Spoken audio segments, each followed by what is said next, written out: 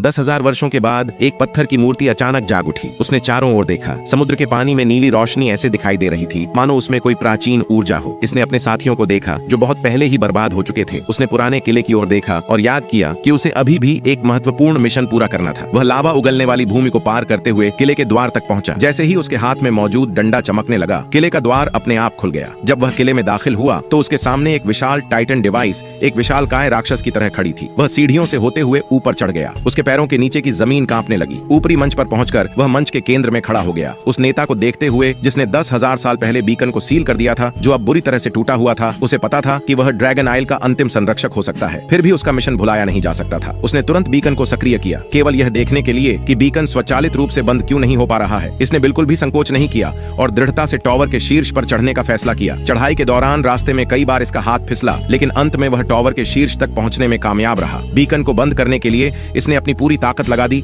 यहाँ तक कि इसे बंद करते समय वह खुद भी लगभग टूट कर गिर गया। फिर भी जिस क्षण यह बंद हुआ, एक विशाल बल ने इसे हवा में उछाल दिया। ऊर्जा बीकन टॉवर से निकालकर नीचे फैल गई। तभी प्राचीन टाइटन डिवाइस पूरी तरह से जागृत हो गई। एक पल में काले बादल हट गए। ड्रैगन आइल ने एक बार फिर दिन का उजाला देखा। ठीक उसी समय जब वह जमीन पर गिरने वाला था, तभी जीवन रक्षक एलेक्सा आसमान को चीरते हुए इसे बचाने आई, क्योंकि अब ड्रैगन आइल का एक नया युग शुरू हो गया था।